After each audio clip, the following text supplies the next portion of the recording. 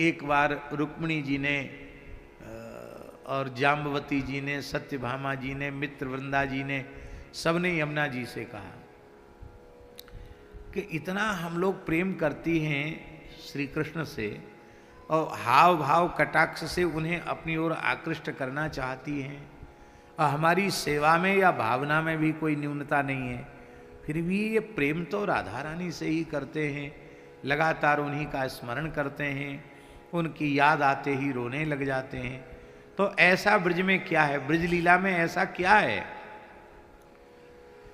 तो यमुना जी ने कहा कि ये दूसरा तो कोई वर्णन नहीं कर सकता, पर रोहिणी माता का ये सौभाग्य है कि उन्होंने ब्रजवास करते हुए संपूर्ण ब्रजलीला का दर्शन किया है, या तो दर्शन किया और जो नहीं देखा वो सुना है। तो ब्रजलीला के रस को रोहिणी माता जानती हैं। यदि रोहिणी माता ब्रजलीला का वर्णन करें तो तुम लोगों को कुछ संकेत मिल सकता है कि ब्रजवासियों का प्रेम कैसा है, ब्रज का प्रेम कैसा है, प्रिया प्रीतम का परस्पर का प्रेम कैसा है। प्रार्थना की रोहिणी माता से, बलदाऊ जी की मैया से।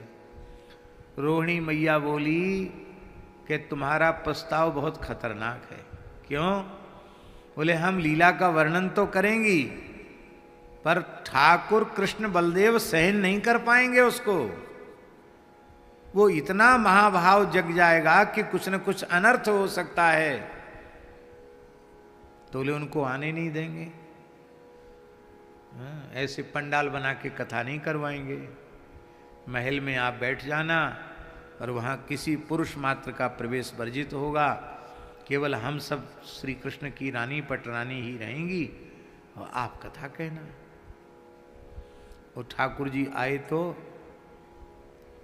तो सुभद्रा जी बोली कोई बात नहीं, इतने सबकी इच्छा पूरी हो रही हमारी भाभियों की, तो इतनी सेवा हम कर देंगी, हम दरवाजे पर खड़ी हो जाएंगी, खबरदार मत घुसना इसके भीतर। न दाऊ जी को घुसने देंगी न श्री कृष्ण को घुसने देंगी। सुभद्रा जी दोनों की लाडली हैं, श्री कृष्ण की भी, दाऊ दादा की भी, सबसे छोटी हैं सुभद्रा जी। हाँ, सुभद्रा जी रोक सकती, और तो किसी द्वारपाल में शक्ति नहीं है।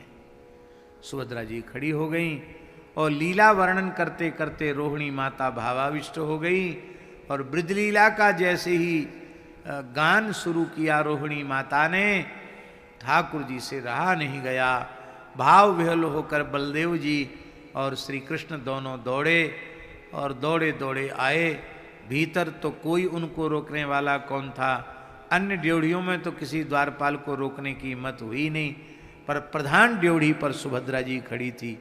उन्होंने कहा भैया अपनी बहन का मान रखना पड़ेगा, मुझे सेवा मिली है कि किसी को भी प्रवेश न करने दें। ठाकुर जी किसी में हम भी आते हैं, बोले कोई हो, चाहे आप हो चाहे कोई हो, हमें तो यही आदेश मिला है,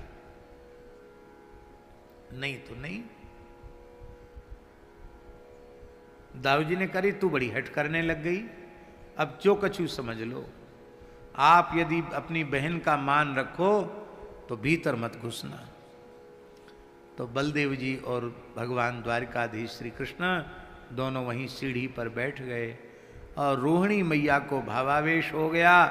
वो उच्च स्वर से ब्रजलीला गाने लगी, अपने ही ब्रज की रसमयी परम निष्काम प्रेम की लीला का श्रवण करके श्री ठाकुर जी गलने लगे, उनका श्रीअंग विगलित होने लगा, श्री बलभद्र जी का श्रीअंग विगलित होने लगा और उनको देख करके सुभद्रा जी का भी श्रीअंग विगलित होने लगा। और इन तीनों की दशा देखकर भगवान का सुदर्शन चक्र जो गोल गोल है वो भी गल करके लंबा लंबा खंभे जैसा हो गया और फिर लीला का गान बंद करवाया गया। नारद जी प्रकट हो गए, ब्रह्मा जी शंकर जी आ गए। आपका प्रेम विकृत स्वरूप का दर्शन कलिकाल के लोग करें, आप इसी स्वरूप में जगन्नाथपुरी में सबको दर्शन देकर कृतार्थ करें। आपने कहीं देखा ठाकुर जी के ऐसे नेत्र, ऐसी नाक, ऐसा मुंह?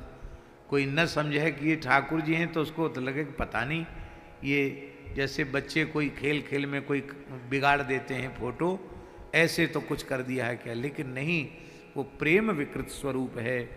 उन जगन्नाथ जी के स्वरूप का दर्शन करके श्रीमन महाप्रभु जी को ब्रज भाव का, ब्रज लीला का स्मरण होता और महाभाव से भावित श्री राधा रानी के मादनाख्य भाव का अनुभव करने वाले श्रीमन महाप्रभु जी जगन्नाथ जी का दर्शन करके इतने भावाविष्ट हो जाते कि प्रियादास जी ने भक्तमाल की टीका में लिखा है, आँखिन आंसून पिचकारी मानो। महाप्रभु जी के नेत्रों से अश्रुपात नहीं होता, आंखों से आंसुओं की पिचकारी छूटती थी।